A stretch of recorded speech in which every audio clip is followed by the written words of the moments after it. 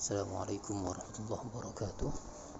Bismillah, alhamdulillah, wassalatu wassalamu ala rasulillah, wala hawla wala quwwata illa billah, amma ba'd. Kita bertemu kembali di kesempatan kali ini. Saya akan melanjutkan materi kias, yaitu hujjiyatuh, aspek argumentatif dari kias itu sendiri. Artinya, dapatkah kias itu menjadi argumen, menjadi dasar untuk menentukan sebuah hukum atau tidak. Sebelum saya baca, saya tidak akan membaca semua di sini. Saya lompat-lompat saja karena nanti ada banyak yang akan kita baca di sini. Kalian bisa mencoba baca sendiri di kitab kalian masing-masing. Baik, kita mulai. Bismillahirrahmanirrahim. Hujjiyatuhu, kehujjahan kias. Madhabu jumhur ulama muslimin anna al-qiyasa hujjatun syar'iyyatun 'ala al-ahkamil 'amaliyati. Pendapat mayoritas ulama muslim bahwa kias itu, jadi mereka berpendapat bahwa kias itu adalah hujjah syar'iyyah 'alal ahkam al-amaliyah. Jadi kias itu bisa menjadi hujjah syar'iyyah untuk hukum-hukum praktis. Wa annahu fil martabatir rabi'ati minal hujaji asy-syar'iyyati. Dan kias itu ada di posisi keempat di antara hujjah-hujjah syar'iyyah. Kalau kita urutkan berarti yang pertama adalah Al-Quran, As-Sunnah, kemudian Al-Ijma', kemudian Qiyas.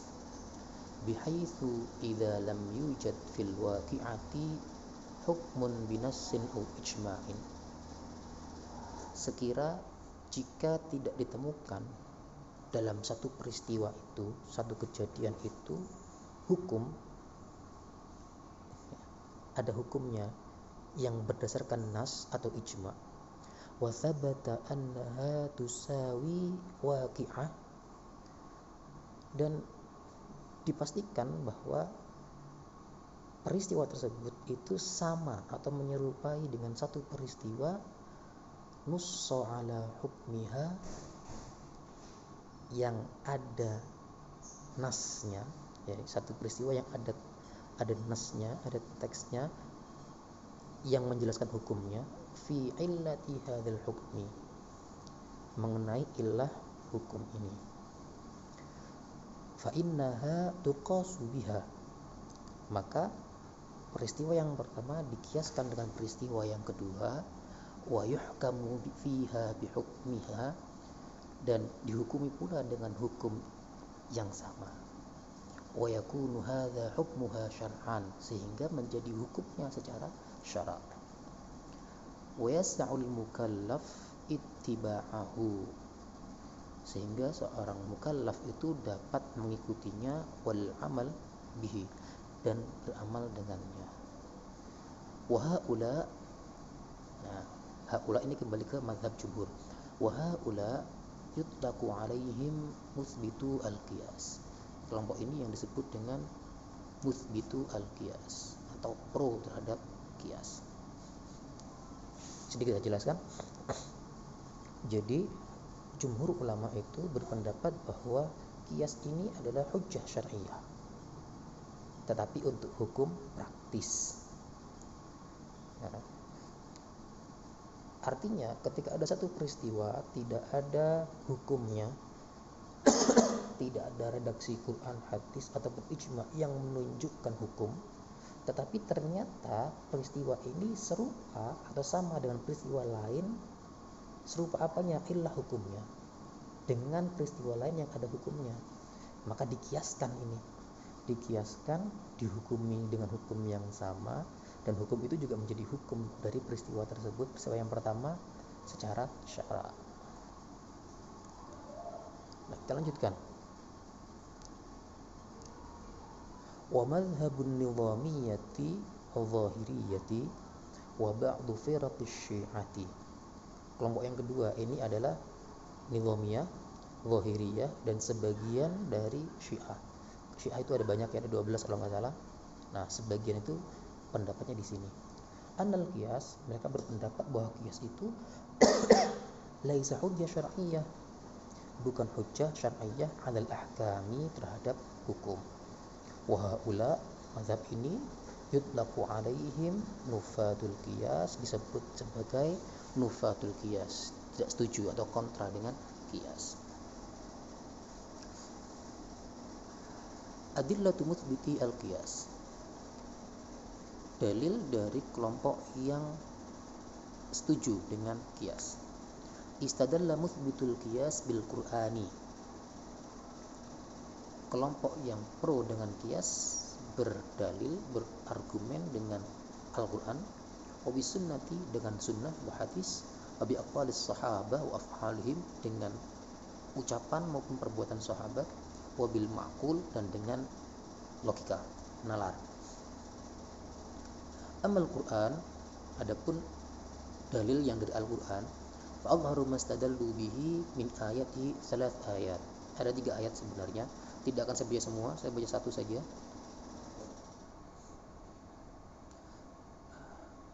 Al-ula, astagfirullah, maaf ya,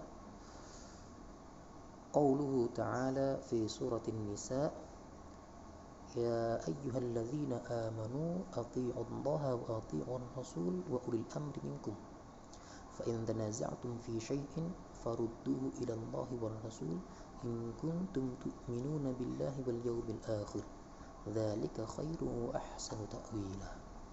Ini ayat yang pertama. Jadi wajib istidlal bi hadhihi ayat,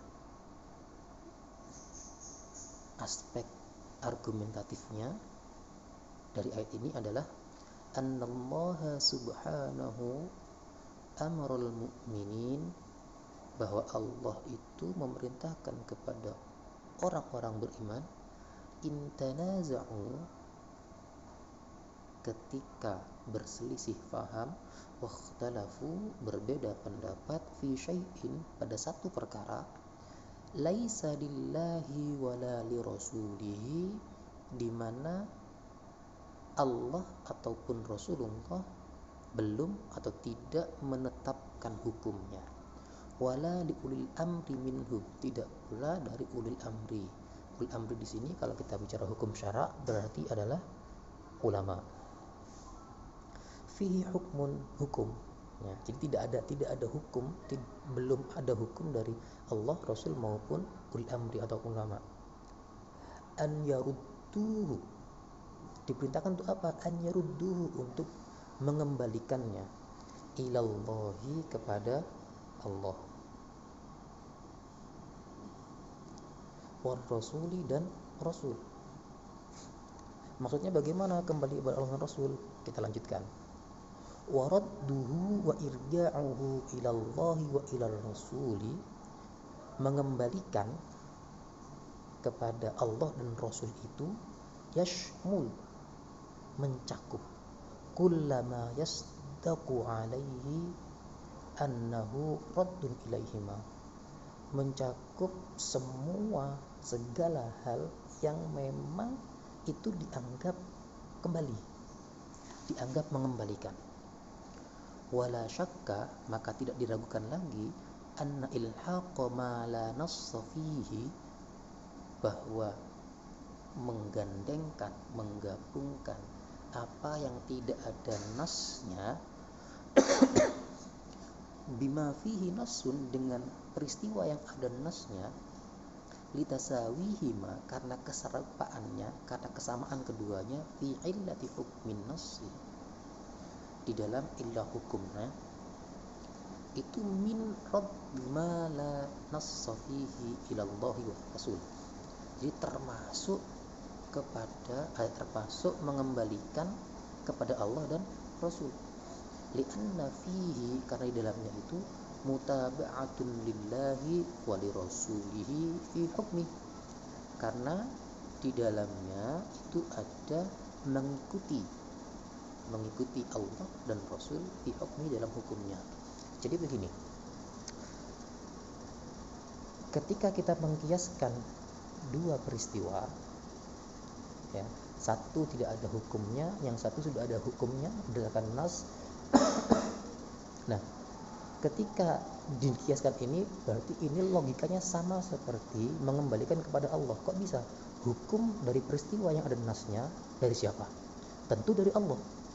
Maka kalau dikiaskan dengan hukum yang dari Allah, sama saja kembali kepada Allah.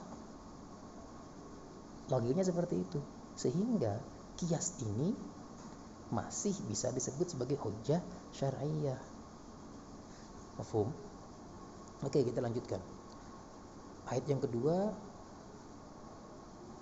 ini surat Al-Hasyr. Tidak akan saya baca.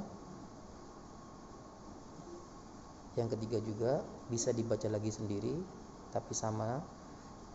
Intinya nanti adalah sama. Saya lanjut ke sunnah. Wa amma sunnah fa awharu mastadallu minha dalilan. Adapun sunnah, maka ada dua hal yang menjadi dasarnya. Al-awwalu, yang pertama adalah hadis Mu'adz bin Jabal, hadis dari sahabat Mu'adz bin Jabal. Ini hadis yang sangat terkenal. Anna Rasulullah, bahwasanya Rasul, lamma arada an yab'athahu ila al-Yaman, ketika akan mengirim Mu'adz bin Jabal ke Yaman, qala lahu, bertanya kepada sahabat Mu'adz, kaifa taqdi idza 'arada laka qada', bagaimana kamu memutuskan suatu perkara jika ada permasalahan? Qala, sahabat Mu'adz menjawab, aqdi bi kitabillah, aku akan menentukannya berdasarkan hukum Allah, berdasarkan kitab Allah, yakni Al-Qur'an. Fa illam ajid, tetapi kalau aku tidak mendapati dalam Al-Qur'an, fa bi sunnati Rasulillah, maka akan aku cari di sunnat Rasul, dari hadis-hadis Rasulullah. Fa illam ajid, tetapi jika masih tidak aku temukan, ajtahidu ra'yi wala alu, maka aku akan berijtihad atau memikirkan secara sungguh-sungguh, wala alu, tapi aku tidak akan berlebih-lebihan. Fadaraba Rasulullah ala sadri, lantas Rasul menepuk dada sahabat Mu'adz. Faqala waqala, dan beliau bersabda, alhamdulillahilladzi waffaqa rasulillahi lima yarda Rasulullah. Segala puji bagi Allah yang telah memberikan taufik kepada utusan Allah terhadap apa yang diridhoi oleh utusan Allah. Wa wajhu istidlal bihadzal hadis, wajhu istidlalnya, anna Rasulullah, bahwasanya Rasul itu aqarra Mu'adzan, menyetujui sahabat Mu'adz, ala an yajtahida, untuk berijtihad, idza lam yajid, ketika tidak menemukan, bima nassan yaqdi bihi fil kitab was sunnati, ketika tidak menemukan nas di dalam Al-Qur'an maupun sunnah. Wal ijtihadu, sedangkan ijtihad itu adalah badlul juhdi, pengerahan upaya secara maksimal, lil wusuli ilal hukmi, untuk mencapai satu hukum.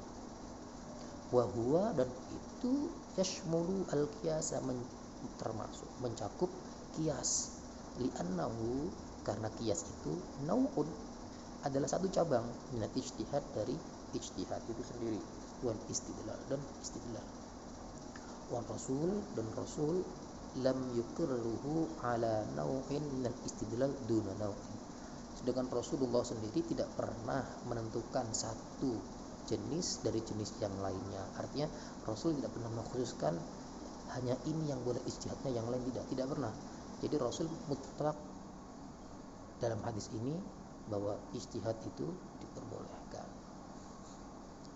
Baik, sedikit saya jelaskan. Jadi kenapa qiyas itu termasuk dalam ijtihad? Ijtihad itu kan berupaya semaksimal mungkin untuk menentukan hukum. Nah, qiyas itu kan bukan juga berupa upaya. Ketika kita mengkiaskan satu masalah kepada masalah yang lain, berarti di sini ada usaha kita menemukan pertama ilahnya. Karena pasti mencari ilah yang serupa tidak mudah. Maka ini juga merupakan upaya, sehingga yang namanya kias itu bisa disebut sebagai hujjah syar'iyyah. Baik, saya rasa cukup sampai di sini. Kita lanjutkan lain waktu untuk dalil-dalil yang selanjutnya. Mohon maaf apabila ada kekurangan. Semoga bermanfaat. Wallahul muwaffiq ila aqwamit thoriq. Subhanakallahumma bihamdik asyhadu an la ilaha illa anta astaghfiruka wa atubu ilaik. Walhamdulillahi rabbil alamin. Assalamualaikum warahmatullahi wabarakatuh.